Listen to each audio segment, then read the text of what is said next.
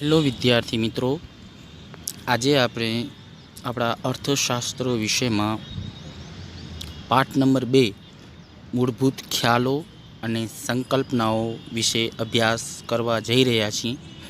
તો વિદ્યાર્થી મિત્રો, આપણે પાઠની શરૂઆત કરીએ એના પહેલાં આપણે પ્રસ્તાવના જોઈએ. તો વિદ્યાર્થી મિત્રો, આપણે પાઠ 1ની અંદર અર્થશાસ્ત્ર શું છે એના વિશે સમજ્યા. અર્થશાસ્ત્રનો અર્થ, આર્થિક પ્રવૃત્તિ, બિન આર્થિક પ્રવૃત્તિ, જુદા જુદા અર્થશાસ્ત્રીઓની વ્યાખ્યાઓ, એના વિશે આપણે સમજ્યા. આપણે એના ઉપરથી ખબર પડી કે અર્થશાસ્ત્ર જે છે એ આર્થિક વર્તનનો અભ્યાસ કરે છે. એ આપણે બરાબર રીતે સમજ્યા. મતલબ જે આર્થિક પ્રવૃત્તિઓ થાય છે જગતની અંદર, તો એ આર્થિક પ્રવૃત્તિઓને જ અર્થશાસ્ત્ર સાથે લેવા દેવા છે. તો અર્થશાસ્ત્રના વધુ અભ્યાસ માટે આપણે કેટલાક મહત્ત્વના ખ્યાલોની આપણે સમજ મેળવવી જરૂરી છે. કારણ કે આ ખ્યાલો જે છે અર્થશાસ્ત્ર શીખવા માટે વારંવાર ઉપયોગમાં આવતા હોવાથી ખ્યાલોની સમજૂતી મેળવવી ખૂબ જરૂરી છે. અને જો આપણને આ ખ્યાલ એટલે કન્સેપ્ટ અને સંકલ્પનાઓ આપણને બરાબર રીતે ખબર હશે તો આપણે અર્થશાસ્ત્રને વધુ સરળ રીતે સમજી શકીએ છીએ. તો આ પાઠમાં આપણે કઈ સંકલ્પનાઓ અથવા કયા ખ્યાલો શીખવાના છીએ. તો પહેલું આપણે કિંમત વિશે સમજશું, પછી મૂલ્ય વિશે સમજશું, વસ્તુઓ અને સેવાઓ વિશે સમજશું, સંપત્તિ અને કલ્યાણ વિશે સમજશું, પછી ઉત્પાદનના સાધનો કયા છે એના વિશે, અને વેપાર ચક્ર. તો આ જુદા જુદા ખ્યાલ જે છે એ આપણે આ પાઠમાં જોવાના છીએ. તો પહેલું જ આપણે ખ્યાલ સમજીએ, કિંમત. વિદ્યાર્થી મિત્રો, કિંમત તમારા માટે નવો શબ્દ નથી. કારણ કે આપણે રોજબરોજની લાઈફમાં, રોજબરોજના જીવનમાં આ કિંમતનો વારંવાર આપણે સામનો કરવો પડે છે. કારણ કે જ્યારે આપણે બજારમાં જઈએ છીએ ત્યારે વસ્તુ લઈએ છીએ અને તરત જ પૂછીએ છીએ કે આ વસ્તુની કિંમત શું છે. તો અવારનવાર આ કિંમતનો આપણે ઉપયોગ કરીએ છીએ. તો એ કિંમત શું છે? તો કિંમતનો પણ અર્થ રહેલો છે. તો એક કન્સેપ્ટ કે ખ્યાલ આપણે મેળવીએ તો જો સાવ સિમ્પલ છે, આપણે રોજબરોજના જીવનમાં આપણને ખબર જ છે. તો જ્યારે કોઈ વસ્તુ અને સેવાના બદલામાં જે આપણે નાણાકીય એકમનો જે પ્રમાણ આપણે ચૂકવીએ છીએ, એ નાણાકીય એકમ જે ચૂકવીએ છીએ એ પ્રમાણને જ શું કહેવાય છે? વસ્તુ કે સેવાની કિંમત. વધુ સરળ રીતે કહીએ તો કોઈ પણ વસ્તુ અને સેવા આપણે લઈએ છીએ અને એના બદલામાં શું આપીએ છીએ? તો રૂપિયા આપીએ છીએ, નાણાં આપીએ છીએ. તો જેટલા નાણાં આપીએ છીએ એ નાણાંનો જે પ્રમાણ જે છે એ શું કહેવાય? કિંમત કહીએ. સરળ ઉદાહરણ દ્વારા આપણે સમજીએ. માની લો કે તમે બજારમાં ગયા, તમને એક વસ્તુ પસંદ આવી અને એ વસ્તુ છે પેન. તો તમે તરત જ કહો છો કે આ પેનની કિંમત શું છે? તો આ પેનની કિંમત માની લો કે 10 રૂપિયા છે. તો આ પેન છે એ વસ્તુ છે, બરાબર? અને એ વસ્તુના બદલામાં તમે એને શું આપશો? વસ્તુ મેળવશો અને બદલામાં શું આપશો? 10 રૂપિયા આપશો. તો વસ્તુ તમારી પાસે આવે છે ને વસ્તુનો બદલો શું છે? 10 રૂપિયા. તો આ 10 રૂપિયા જે છે, 10 રૂપિયા એટલે પ્રમાણ કેટલો? 10 રૂપિયા. એ પ્રમાણ એને જ કહેવાય જે તે વસ્તુની કિંમત. જો અહીંયા ઉદાહરણ 2 આપેલા છે, મોબાઈલ ફોનની કિંમત, લેપટોપની કિંમત. મતલબ કોઈ પણ XYZ વસ્તુ જે છે બજારમાં તમે લેવા જાઓ છો તો એ બદલામાં તમે એને જે તે રૂપિયા ચૂકવો છો, જેટલું પ્રમાણ ચૂકવો છો, જેટલા નાણાં ચૂકવો છો, એ નાણાં શું છે? એ જે તે વસ્તુની કિંમત છે. પછી મૂલ્ય. જો આ તમારા માટે થોડુંક નવું છે, પણ આપણને એ ખબર છે કે દરેક વસ્તુ જે છે એમાં કંઈક ને કંઈક મૂલ્ય રહેલું છે. વિદ્યાર્થી મિત્રો, મૂલ્ય એ વેલ્યુ રહેલું છે. તો જે વસ્તુમાં વેલ્યુ હશે એ વસ્તુ આપણા માટે ઉપયોગી હશે. આપણી જરૂરિયાત સંતોષે એવી તમામ વસ્તુ તો એમ કહેવાય કે મૂલ્યવાળી વસ્તુઓ. જે વસ્તુઓ જરૂરિયાતો સંતોષવાનો ગુણ જેમાં રહેલો છે, જે વસ્તુઓમાં જરૂરિયાત સંતોષાય છે એ બધી વસ્તુઓ મૂલ્યવાળી વસ્તુઓ કહેવાય છે.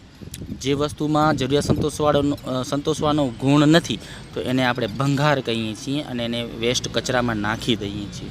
તો વિદ્યાર્થી મિત્રો, તો વસ્તુની અંદર મૂલ્ય રહેલું છે. કોઈ પણ ચીજ વસ્તુઓમાં શું રહેલું છે? મૂલ્ય રહેલું છે. તો એમાં મૂલ્ય બે ટાઈપનું મૂલ્ય રહેલું છે, એક ઉપયોગિતા મૂલ્ય અને એક રહેલું છે વિનિમય મૂલ્ય. તો તમામે તમામ ચીજ વસ્તુઓ અને સેવાઓમાં ઉપયોગી છે જ, એટલે એ તમામે તમામ ચીજ વસ્તુઓનો ઉપયોગિતા મૂલ્ય તો છે જ. એ જ રીતે અમુક વસ્તુઓ એવી હોય છે કે એ વસ્તુ બીજાને આપી અને બીજાની વસ્તુ આપણે મેળવી શકીએ, તો એ કયો મૂલ્ય કહેવાય? વિનિમય મૂલ્ય. મતલબ કે કોઈ એક વસ્તુ દ્વારા બીજી અનેક વસ્તુ મેળવી શકાતી હોય તો એ વસ્તુની અંદર કયો મૂલ્ય રહેલો છે? તો વિનિમય મૂલ્ય રહેલું છે. તો જુઓ, અહીંયા ઉપયોગિતા મૂલ્ય અને વિનિમય મૂલ્ય વિશે કન્સેપ્ટ આપેલો છે. જો ઉપયોગિતા મૂલ્ય અને વિનિમય મૂલ્ય, તો ઉપયોગિતા મૂલ્ય પહેલે એના વિશે સમજીએ. તો કોઈ વસ્તુ માનવ જીવન માટે કેટલી ઉપયોગી છે? હમણાં જ આપણે સમજ્યા કે કોઈ વસ્તુ આપણા જીવનમાં કેટલી ઉપયોગી છે તેનું પ્રમાણ શું છે? એ પ્રમાણ જ એ વસ્તુનું શું કહેવાય? ઉપયોગિતા મૂલ્ય કહેવાય છે. દાખલા તરીકે પંખો, તો પંખો આપણા માટે કેટલો ઉપયોગી છે? તો પંખો જ્યાં સુધી ચાલશે, જ્યાં સુધી આપણને હવા આપશે, ત્યાં સુધી એની અંદર શું રહેલો છે? ઉપયોગિતા મૂલ્ય રહેલો છે. એવી જ રીતે આપણી પાસે ટીવી છે, આપણું ફ્રીજ છે, એ જ્યાં સુધી વપરાશમાં આપણે લઈએ છીએ અને જ્યાં સુધી એ કામ આપે છે, જે ઉપયોગી થાય છે, જે સંતોષ આપે છે, ત્યાં સુધી એની અંદર શું રહેલું છે? ઉપયોગિતા મૂલ્ય રહેલું છે. પછી આમાં ઉદાહરણ આપેલા છે, જો ખોરાક, પાણી, હવા, પ્રકાશ. મતલબ કે આ ખોરાક અને પાણી જે છે એ આપણી જીવન જરૂરિયાતની વસ્તુઓ જે છે, આપણે રોજબરોજ ઉપયોગ કરીએ છીએ. ખોરાક અને પાણી મતલબ કે મોસ્ટલી તમામ આપણે ભૌતિક જરૂરિયાતો જે છે સંતોષીએ છીએ, એમાં સંતોષવાનો ગુણ છે, તો એમાં ઉપયોગિતા મૂલ્ય તો છે જ.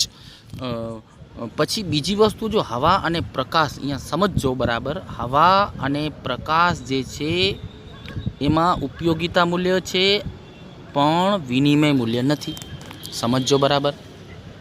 એને આપણે ઉપયોગ કરી શકીએ છીએ, ગમે એટલો ઉપયોગ કરી શકીએ છીએ. હવાને આપણે જેટલી વાર આપણે હવા લેવી હોય, બહાર હવા ફરવા નીકળવું, સરસ મજાની જગ્યા જ્યાં હવા ઉજાસ વધારે આવતી હોય ત્યાં હવા લેવી હોય તો હવા લઈ શકીએ છીએ.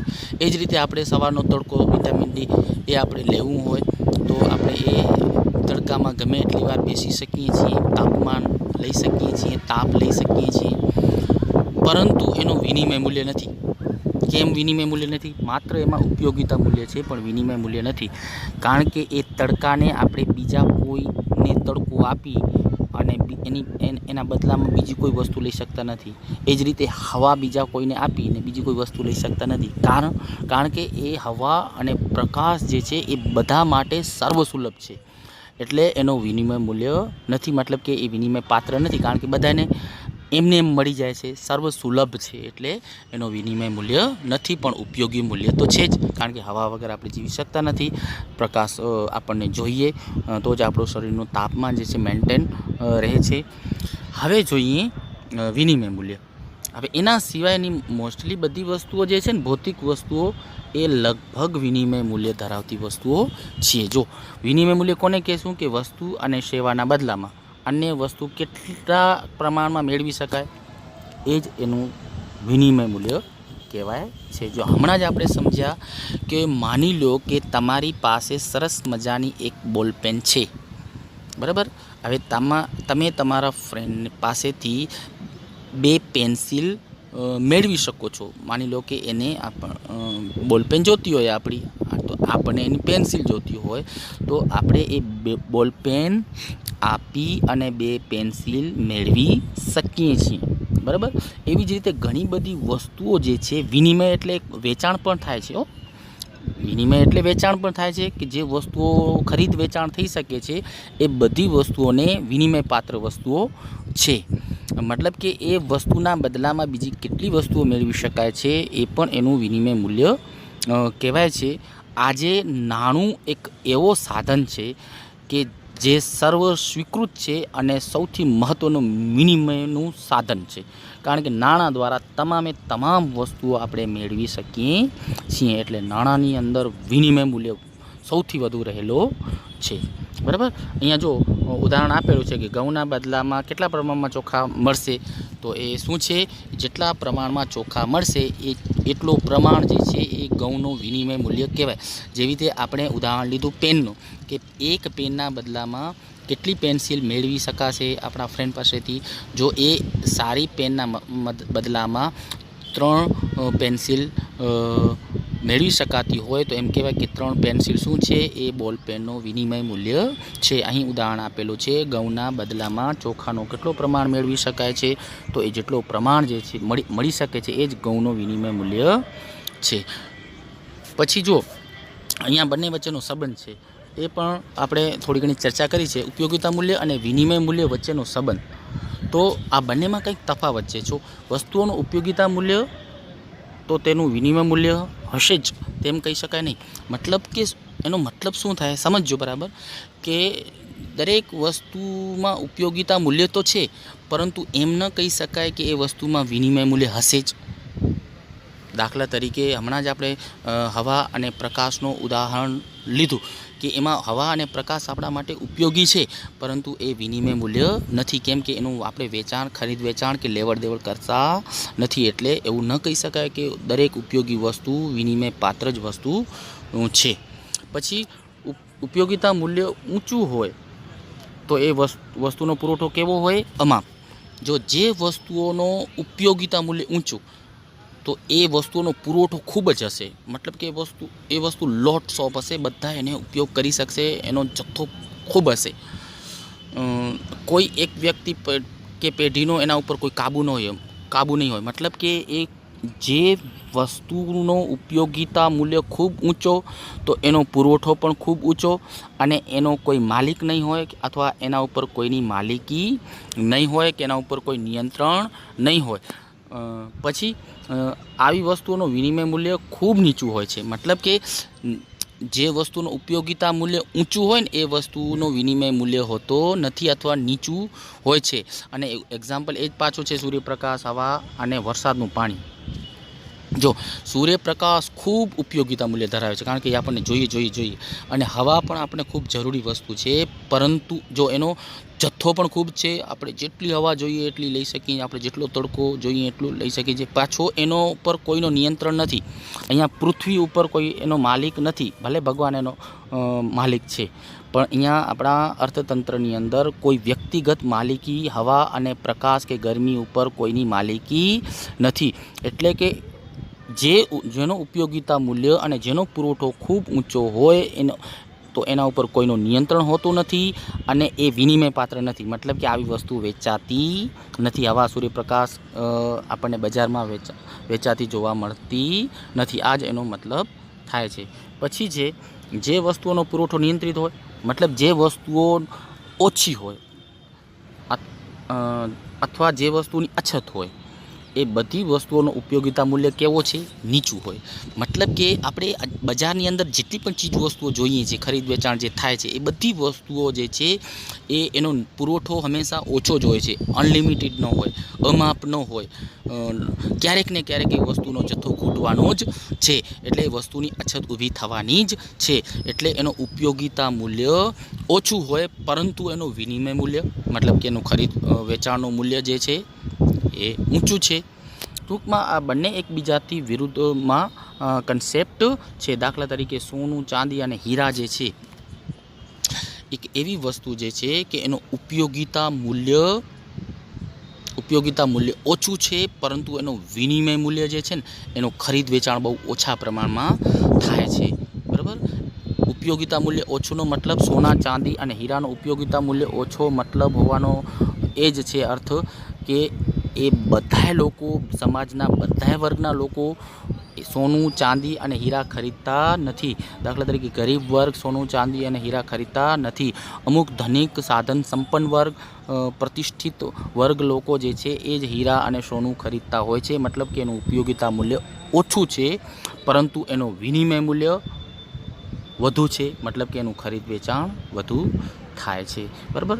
મોસ્ટલી મોટાભાગની ઘણી બધી વસ્તુઓ એવી હોય છે કે જેનો પુરવઠો ઓછો હોય છે અને એ વસ્તુની અછત હોય છે, તો એનું ઉપયોગિતા મૂલ્ય ઓછું હોય છે અને એનું વિનિમય મૂલ્ય વધુ હોય છે, બરાબર.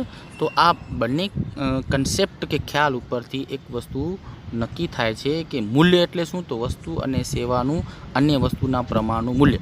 મતલબ મૂલ્ય એટલે શું, શોર્ટકટમાં મૂલ્ય એટલે વેલ્યુ, ઇંગ્લિશમાં વેલ્યુ કહીએ છીએ. તો વેલ્યુ કેટલો છે એક વસ્તુનું વેલ્યુ, કે એના બદલામાં બીજી જેટલી વસ્તુઓ મળી શકશે, જેટલું મૂલ્ય મળી શકશે એ જ એનું મૂલ્ય છે. અને કિંમત સાવ સિમ્પલ છે કે વસ્તુના સેવાના બદલામાં જેટલા નાણાં આપણે ચૂકવીએ છીએ, જેટલા એ જ એટલો પ્રમાણ જે છે એ જ વસ્તુની કિંમત છે. આપણે ઉદાહરણ લીધું કે એક પેન બરાબર 10 રૂપિયા, તો જે 10 રૂપિયા એ શું છે, પ્રમાણ થયું, નાણાંનો પ્રમાણ થયો, એટલે 10 રૂપિયા ચૂકવીએ છીએ તો એ 10 છે વસ્તુની કિંમત છે. તો વિદ્યાર્થી મિત્રો, આશા રાખું છું કે આ કન્સેપ્ટ તમને બરોબર રીતે સમજાનો હશે. Thank you very much.